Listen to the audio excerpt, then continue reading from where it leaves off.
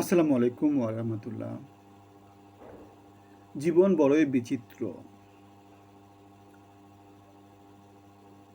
গ্রহ, তারা, চন্দ্র, সূর্য যদি এক রেখায় চলে আসে তাহলে আপনার ভাগ্য পরিবর্তন হয়ে যেতে পারে। আমাদের ২৪ পরবর্তী সময়ে আমরা দেখতে পেয়েছি অনেক অনেক রাজনৈতিক দলের নেতৃবৃন্দর ভাগ্যের পরিবর্তন হয়ে যেতে। আবার যাদের বৃহস্পতি ছিল তারা এখন শনির মধ্যে পড়ে গেছে। যারা শনির মধ্যে ছিল তারা এখন বৃহস্পতির মধ্যে পড়ে গেছে। বিএনপির অনেক অনেক শীর্ষ নেতৃত্ব, স্থায়ী কমিটির অনেক অনেক সদস্য যারা এখন মন্ত্রী হয়েছে, এমপি হয়েছে, তারা এখন শনি থেকে বৃহস্পতিতে চলে গেছে। আওয়ামী লীগের যারা শীর্ষস্থানীয় নেতৃত্ব ছিল, স্থায়ী কমিটির মেম্বার ছিল, সর্বোচ্চ নীতি নির্ধারণী ছিল, তারা বৃহস্পতি থেকে শনিতে পড়ে গেছে। সুতরাং আশা না হারিয়ে আপনার মতো কাজ করে যেতে হবে, চেষ্টা করতে হবে। যদি আল্লাহ তকদিরে যদি রাখে, গ্রহ নক্ষত্র যদি এক রেখায় চলে আসে, আপনার ভাগ্যেরও পরিবর্তন হয়ে যেতে পারে। যেমন জনাব তারেক রহমানের মন্ত্রিসভাতে ঋণ খেলাপি যে কোটিপতিরা ঢুকে গেছে, অথবা নির্বাচনী মনোনয়নে যেভাবে টাকা দিয়ে তারা মনোনয়ন কিনেছে এবং এমপি হয়ে গেছে, নানাভাবে সমাজে আগামী 5 বছরে প্রভাব বিস্তার করবে। শনি থেকে বৃহস্পতিতে তাদের যে উত্তরণটা হয়েছে, চাঁদাবাজি যেভাবে নতুন সংজ্ঞা আমরা দেখতে পেয়েছি আমাদের সামনে সমঝোতার ভিত্তিতে, সুতরাং চাঁদাবাজি করে করে সমাজে নতুন নতুন শনি থেকে বৃহস্পতিতে যাওয়া লোকজনের সংখ্যা বেড়ে যাবে। মন্ত্রিসভা যে কোটিপতিরা আছে তার মধ্যে প্রথমে আছেন আব্দুল আওয়াল মিন্টু আছেন, তারপরে আছেন হচ্ছে গিয়ে জাকারিয়া তাহের, তারপরে খলিলুর রহমান, তারপরে আছেন আফরোজা খানম রিটা, তারপরে আছেন সালাউদ্দিন আহমেদ, তারপরে আছেন আসাদুল হাবিব তুলু, তারপরে আছেন খন্দকার আব্দুল মুক্তাদির। এরকম করে অনেক অনেক মন্ত্রিসভা নিয়ে কোটিপতি একটা ক্লাব তৈরি হয়েছে। বাংলাদেশের লোকজন সবাই কি কোটিপতি? তাহলে কোটিপতিরা কেন মন্ত্রী হবে? বাংলাদেশের লোকজন সবাই কি আইনজীবী? তাহলে আইনজীবীরা কেন মন্ত্রী হবে? বাংলাদেশের সমাজে ২০ কোটি মানুষের ইকুয়াল রিপ্রেজেন্টেশন কেন মন্ত্রী পরিষদে থাকবে না? তারেক রহমান কেন তার চারদিকে শুধু ক্ষমতাবানদেরকে দিয়ে একটা চক্র তৈরি করেছেন, আলিবাবা এবং ৪০ চোরের মতো করে? একই রকম সবাই কোটিপতি, কোটিপতি দিয়ে কোটিপতিদের ক্লাব, সবাই চোর, চোরদেরকে দিয়ে চোরদের ক্লাব, সবাই ঋণ খেলাপি, ঋণ খেলাপিদেরকে ঋণ খেলাপিদের ক্লাব, সবাই পলাতক ছিল, সেই পলাতকরা সবাই মিলে এখন পলাতকদের ক্লাব হয়েছে। বাংলাদেশের ২০ কোটি মানুষের রিপ্রেজেন্টেশন তো আমরা এখানে দেখতে পাই না। সুতরাং আমরা যে কথাটা বলছি সেই কথাটা হচ্ছে বাংলাদেশের ২৪ পরবর্তী বাংলাদেশে আমরা যে পরিবর্তনটা চেয়েছি, যে সংস্কারটা চেয়েছি, যেই কারণে কয়েক হাজার ছেলেপেলে নিহত হয়েছে, ৩০,০০০ ছেলেপেলে আহত হয়েছে, কয়েক লক্ষ ছেলেপেলে রাস্তায় নেমেছিল, সেটার ফলটা বাংলাদেশ যদি না পায় তাহলে কোটিপতিদের ক্লাব, ঋণ খেলাপিদের ক্লাব, পলাতকদের ক্লাব, তারপরে এরকম নষ্টদের ক্লাব দিয়ে বাংলাদেশে পরিবর্তনের কিছু তো আমরা দেখতে পাই না, কিছু দেখতে পাবো না। এদিকে বিএনপির মুক্তিযুদ্ধ বিষয়ক মন্ত্রী, নানা মন্ত্রী নানাভাবে আলোচিত হচ্ছেন, তারা ভাইরাল হয়ে যাচ্ছেন, ভাইরাল হয়ে জনগণের কাছে পরিচিত হয়ে যাচ্ছেন, জাতীয় নেতা হয়ে যাচ্ছেন। এদিকে মেজর হাফিজ বুঝতেই পারছেন সে মেজর ছিল, পড়াশোনার কদ্দুর দৌড় আছে। এ ধরনের লোকদেরকে দিয়ে তারেক রহমান অযোগ্য একটা মন্ত্রী পরিষদ তৈরি করেছেন। মেজর হাফিজ কি বলেছেন? গণভোটের আইনগত ভিত্তি নাই, নির্বাচন আদায় করার জন্য গণভোটে রাজি হয়েছিলাম। প্রতারকদের দলই বলেছিলাম আগে, কথাবার্তা থেকে আমরা বুঝতে পারি যে এরা আসলে প্রতারক। জুলাইয়ের বিপক্ষে দাঁড়িয়েছে, সংস্কারের বিপক্ষে দাঁড়িয়েছে, বাংলাদেশের বিপক্ষে দাঁড়িয়েছে, গণভোটের বিপক্ষে দাঁড়িয়েছে, উন্নত বাংলাদেশের বিরুদ্ধে দাঁড়িয়েছে, বালুর ট্রাক এবং ঈদের পরে আন্দোলন দিয়ে দিয়ে ১৭ বছর পার করেছে। এইরকম অযোগ্য, অদক্ষ, গণ্ড, মূর্খ নেতৃত্ব দিয়ে বাংলাদেশ কোথায় যাবে আমরা ঠিক জানি না। গণভোট মানে গণরায়, গণরায় মানে হচ্ছে গণতন্ত্র। সুতরাং গণভোটের বিরুদ্ধে যাওয়ার কোনো এখতিয়ার কারো নাই। গণভোটে বাংলাদেশের জনগণ যা যা কিছু স্বীকৃতি দিয়েছে সেগুলোর বিরুদ্ধে যাওয়ার শক্তি এদের নাই। তাহলে এরা কেন এই কাজটা করছে? এরা আসলে যে জন্য করছে সেটা হচ্ছে সমাজে একটা কেওয়াস লাগিয়ে দিতে চাচ্ছে। গণভোটের উপরে যাওয়ার মতো শক্তি কারণে। গণভোট মানে কি, বাংলাদেশের 20 কোটি মানুষের জনরায় দিয়েছে যে পরিবর্তনগুলো আমরা চাই। এখন গণভোট হয়ে গেছে, সেই গণভোটের ফলকে অস্বীকার করার কোনো উপায় কোনো সরকারের নাই। গণভোট, গণতন্ত্র, গণভোট মানে সরকার, গণভোট মানে হচ্ছে বাংলাদেশ। সুতরাং গণভোটের বাইরে গিয়ে এই যে মেজর হাফিজ, মুক্তিযুদ্ধ বিষয়ক মন্ত্রী, তিনি আবার বিএনপি থেকে বের হয়ে গিয়ে একটা দল তৈরি করার চেষ্টা করেছিলেন সাকিব আল হাসানের সাথে। আমরা দেখেছিলাম সেটা নিয়ে বেশ আলাপ আলোচনা হতো। সাকিব আল হাসান তার দলে জয়েন করেছিল, এমন একটা আলাপ আলোচনা ছিল। এবং তিনি বিএনপি থেকে বের হয়ে বিএনপি তাকে অবমূল্যায়ন করেছে, সংবাদ সম্মেলন করেছিলেন, অনেক কিছু আমরা দেখেছিলাম। সেই ভদ্রলোক এখন বাংলাদেশের মানুষের সাথে প্রতারণা দিচ্ছেন। তার কথাটা কি, গণভোট কিছু না, মানুষের গণভোটের রায় তিনি মানেন না। বিএনপি জুলাই সনদ স্বাক্ষর করেছে শুধুমাত্র নির্বাচনের জন্য, এটা বলছেন বিএনপির মুক্তিযুদ্ধ বিষয়ক মন্ত্রী বাটপার হাফিজ। আমি তাহলে কি দেখতে পাচ্ছি, যুদ্ধ যখন শুরু হয় তখন রাজনীতিবিদরা অস্ত্র দেয়, ধনীরা রুটি দেয় আর গরিবরা দেয় তাদের সন্তান। যুদ্ধ শেষ হয়ে গেলে রাজনীতিবিদরা হাত মিলায়, ধনীরা রুটির দাম বাড়ায়, গরিবরা তাদের সন্তানের কবর খুঁজে বেড়ায়। বাংলাদেশের সাথে জিনিসটা পুরোপুরিভাবে মিলে যায়। জুলাই যোদ্ধারা হসপিটালে কাতরাচ্ছে, রাস্তাঘাটে নানা জায়গাতে অবহেলিত হচ্ছে, অপমানিত হচ্ছে। রাজনীতিবিদরা নিজেদের সাথে হাত মিলাচ্ছে, ধনীরা রুটির দাম বাড়াচ্ছে, দ্রব্যমূল্য বাড়াচ্ছে, মূল্যস্ফীতি, মুদ্রাস্ফীতি বাড়তেছে, নানা রকমের বিজনেস ভাগিয়ে নিচ্ছে, মন্ত্রী এমপি হচ্ছে। সো এইভাবেই চলছে। বাটপার হাফিজের এই কথাটা, প্রতারণার যে রাজনীতি বিএনপি করে আসছে, সেই অতীতেরই এক্সটেনশন, অতীতেরই যেমন করেছে তেমন। শিক্ষামন্ত্রী আহসানুল হক মিলন একটা কথা বলেছে, তারা নারীদেরকে প্রাথমিক স্কুলে শিক্ষা কোটায় 60% কোটা দিবে, এমন একটা জিনিস তারা আবার নতুন করে নিয়ে আসার কথা বলেছে। আমরা দেখেছি কোটা নিয়ে বাংলাদেশে কোটা আন্দোলন হতে, বৈষম্য বিরোধী আন্দোলন হতে। এখন আহসানুল হক মিলন সে বলে আবার ডাক্তার হয়েছে, কোথায় কোন ডাক্তারই করেছে আমি সেটা জানি না, পিএইচডি কি করেছে কোন বিষয়ের উপর। প্রথম আলো তার উপর রিপোর্ট করেছে যেভাবে লাফালাফি চালাচালি করেছে 70-80 বছর বয়সে। সো এখন আবার সে কোটার মধ্যে ফিরে যেতে চাচ্ছে। বাংলাদেশের তারা তো 2001 থেকে 2006-তে ছিল, 20 বছর পরে আবার কোটাতে ফিরে যেতে চাচ্ছে। 20 বছর ধরে বাংলাদেশের উন্নয়ন অগ্রগতি কোথায় কি হয়েছে, জনসমাজের মধ্যে বিন্যাসটা কি হয়েছে, নারীরা কি আগে থেকে ক্ষমতায়িত হয়নি?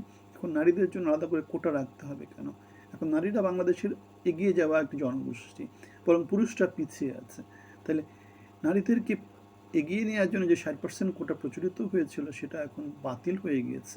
এখন সমাজে কোটাবিহীন সমাজ, মেধাভিত্তিক সমাজ হবে। তাহলে আহসানুল হক মিলন বুদ্ধি বিনাশ হলে যেটা হয় আর কি, সে আবার 20-25 বছর পুরনো যে পলিসি বিএনপি সরকারের ছিল সেটাতে তারা ফিরে যাবে। এখন বুদ্ধি বিনাশ বেশি মন্ত্রী হয়ে গেলে যেটা হয় আর কি, মানে সবাই গুরুত্বপূর্ণ, যার যার পলিসি সে ইমপ্লিমেন্ট করতে চাচ্ছে। তারেক রহমান কি চাচ্ছে, বাংলাদেশ কি চাচ্ছে, মাথায় বুদ্ধি থাকতে হবে তো। গদির গরমে নানা কথা নানা সময় বলবে, আলটিমেটলি ভুল পথে জাতিকে পরিচালিত করবে। 54 বছর ধরে জাতি ভুল পথে পরিচালিত হয়েছিল। এখন এই যে 60 জন মন্ত্রী 60 জায়গাতে বসিয়ে দিয়েছে, তারা তাদের যে বুদ্ধিভিত্তিক শক্তি, সেই শক্তি দিয়ে তারা আবার সেই ভুল পথে বাংলাদেশকে পরিচালিত করবে। গত 20 বছর ধরে মন্ত্রী, এমপি, সচিব, তারপরে সচিবালয়ের যে লোকজনগুলো আছে, তাদের পলিসি ফর্মুলেশনের মাধ্যমে বাংলাদেশ নতুন নতুন পলিসি ইমপ্লিমেন্ট করেছে। এখন তারা আবার 20 বছরের পুরনো বাংলাদেশকে ফিরিয়ে নিতে চাচ্ছে। এই হচ্ছে গিয়ে বাংলাদেশের সরকার বদল হওয়ার ফল। যেটা হয়, পুকুর কাটে আর পুকুর ভরাট করে, পুকুর কাটে আর পুকুর ভরাট করে, পুকুর কাটে আর পুকুর ভরাট করে, জনগণকে বিভ্রান্ত করে। মেজর হাঁটুর নিচের যেই মেজর হাফিজ অথবা আহসানুল হক মিলন অথবা রবিউল আলম অথবা স্বাস্থ্যমন্ত্রীর যে কথা যে ডাক্তাররা তার পিছনে মানুষের পিছনে ছুটবে, মানুষ ডাক্তারের পিছনে আর ছুটবে না, এগুলা হচ্ছে অযোগ্য নেতৃত্ব, অদক্ষ নেতৃত্ব, মেধাহীন নেতৃত্ব, গর্ত থেকে বেরিয়ে আসা নেতৃত্ব দেওয়ার ফলে বাংলাদেশের সমাজে যে বিশৃঙ্খলাগুলো তৈরি হচ্ছে সেগুলোর ফল। তাহলে ডাক্তার মানুষের পিছনে ছুটবে, মানুষ ডাক্তারের পিছনে ছুটবে না। পৃথিবীর আমেরিকাতে পর্যন্ত তো এই জিনিসটা হয় না। পৃথিবীর সব দেশে যেটা হয়, মানুষ ডাক্তারের পেছনে ছুটে, ডাক্তার মানুষের পিছনে ছুটে না। খুবই স্বাভাবিক, কারণ ডাক্তার প্রচণ্ড রকমের স্কিলফুল একটা প্রফেশন, প্রচণ্ড পড়াশোনা করতে হয়, এক্সপার্টিজ পেতে হয়, এবং এক্সপার্টিজ পাওয়ার পর লোকজন ডাক্তারের কাছে যায়। ডাক্তারের যদি যশ না থাকে লোকজন তার কাছে যাবে না। অথবা সাপ্লাই ডিমান্ডের একটা ব্যাপার আছে। বাংলাদেশে 20 কোটি মানুষ, ডাক্তার কি 1 কোটি আছে? নাই তো। ডাক্তার কত? 10,000, 20,000, 1 লাখ। তাহলে একজন ডাক্তারের জন্য রোগী কতজন? সুতরাং রোগীকে ডাক্তারের কাছে যেতেই হবে। তাহলে স্বাস্থ্যমন্ত্রীর যে কথাটা, সেটা যে গদির গরমে সে বলছে, সেটা যে না জেনে শুনে অজ্ঞ, মূর্খ, ভণ্ড, প্রতারক, গর্ত থেকে উঠে আসা লোকজনের মতো কথা বলছে, সেটা আমরা এখান থেকে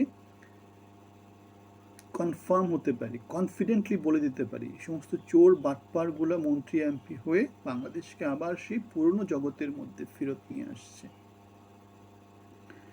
তাসনিম খুদে বলেছেন, কয়েক হাজার চাঁদাবাজকে দল থেকে বহিষ্কার করে সরকার গঠনের সময় চাঁদাবাজের পীর শেখ রবিউল আলমকে মন্ত্রী বানিয়েছে তারেক রহমান।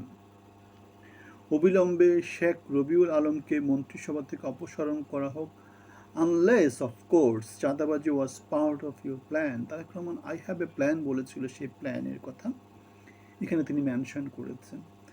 আমি একটা কথা বলেছিলাম, বাংলাদেশের যে বাজেট হয় 5-6 লাখ কোটি টাকা, তার সবচেয়ে বড় একটা অংশ যায় সড়ক, পরিবহন এবং সেতুতে যায়, রেলপথে যায়, নৌপথে যায়, এবং এই পথগুলোতেই সবচাইতে বেশি পরিমাণ চাঁদাবাজি হয়। বাংলাদেশে যে চাঁদাবাজি হয় তার 90% চাঁদাবাজি এই জায়গাতেই হয়। সবচেয়ে প্রভাবশালী ব্যক্তিকে সাধারণত এই পজিশনে রাখা হয়। আওয়ামী লীগের আমলে সড়ক পরিবহন এবং সেতু মন্ত্রী ছিলেন কে?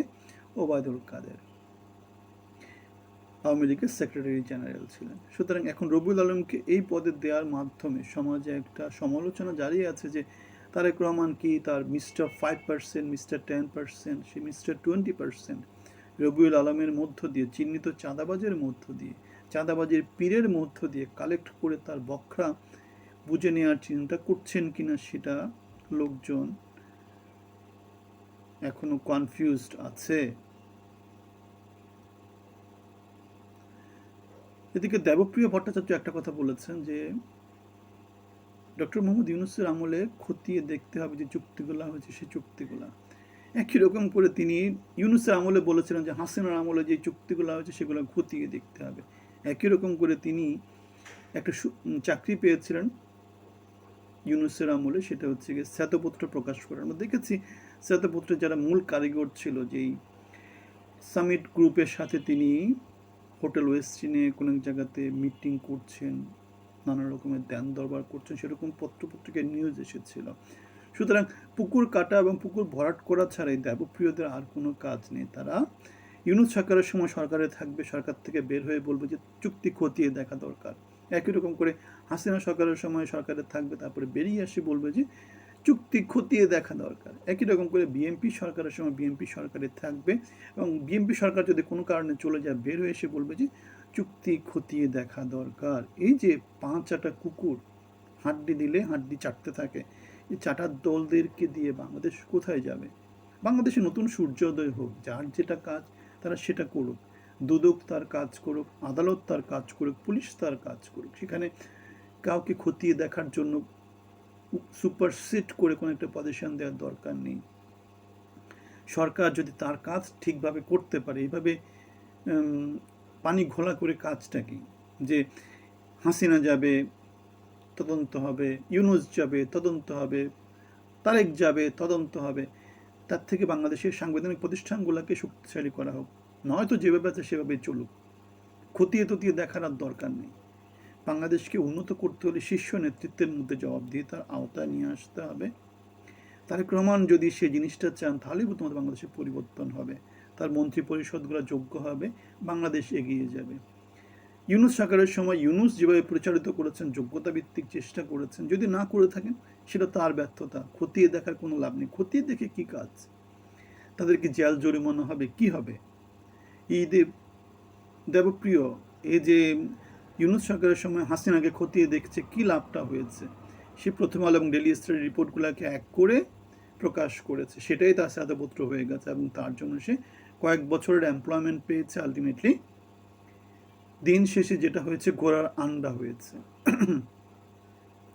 হাসিনার যে ফাঁসি তাসি ইউনূস সরকার দিয়েছে, এই সরকার তার তো কোনো বিচার করবে বলে মনে হয় না, বরং সব অফিসগুলো খুলে দিয়েছে, দেন দরবার করে হাত মিলিয়েছে। আলটিমেটলি যেটা হবে, সবাই তার যার মতো করে আগের মতো করে ফিরে আসবে। সুতরাং সংস্কৃতিটা হওয়া উচিত যাতে যোগ্যতা সম্পন্ন সমাজ বাংলাদেশে প্রতিষ্ঠা হয়, জনগণ যাতে ক্ষমতায়িত হয়। এভাবে এক চোর যাবে আরেক চোর আসবে, সেই সংস্কৃতিটা যাতে একটু একটু করে কমতে থাকে, জবাবদিহিতার আওতায় যাতে সরকারের লোকজনগুলো পড়ে যায়, সেই চেষ্টাগুলো করতে হবে। সুতরাং আমরা যে কথাগুলো বললাম, স্বাস্থ্যমন্ত্রী, রেলমন্ত্রী, শিক্ষামন্ত্রী অথবা মুক্তিযোদ্ধা বিষয়ক মন্ত্রী, এরা আমাদেরকে যেটা করে সেটা হচ্ছে হতাশ করে। তারেক রহমানের 60 জন মন্ত্রী 60 রকমভাবে কথা বলবে, যে যেরকম পারে সেরকম করে সাজবে, আলটিমেটলি হরেক রকম সাজান, যেমন খুশি তেমন সাজান, একটা ক্যারিকেচার চলতে থাকবে, একটা কমেডি চলতে থাকবে বাংলাদেশের সমাজে। এবং সেটাই আমরা দেখতে পেয়েছি এবং সেটাই আমরা সতর্ক করেছিলাম যে 60 জনের মন্ত্রিসভা করার দরকার নেই, মন্ত্রিসভাটা ছোট করে 10-12 জনের করে ফেলা উচিত। এবং এতে যেটা হবে, এদেরকে ম্যানেজ করাটাও সহজ হবে, ক্যারিকেচার এত বেশি হবে না, সমাজের মধ্যে কনফিউশন তৈরি হবে না, আলটিমেটলি লিডারশিপের মধ্যে একটা ডায়নামিজম চলে আসবে। এখন তারেক রহমান তার মন্ত্রিসভা দিয়ে দেশকে, জাতিকে নানাভাবে যেটাকে বলে আর কি এন্টারটেইন করছেন, প্রহসিত হচ্ছেন, তিনি হাস্যরসের উদ্রেক হচ্ছে। সুতরাং তার উচিত তার মন্ত্রী পরিষদে তার গোলগুলোকে, সাপ্তাহিক মিটিংগুলোতে ডিরেকশন দেয়া, যে কোনো মন্ত্রণালয়কে ঠিক পথে পরিচালিত করার চেষ্টা করে। যদি না পরিচালিত হয়, সেক্ষেত্রে তারেক রহমান একা মানুষ যতই চেষ্টা করেন, বাংলাদেশের সমাজে কোনো পরিবর্তন আসবে না। আপনাদের সবার জন্য অনেক অনেক শুভকামনা, ভালো থাকবেন। আসসালামু আলাইকুম।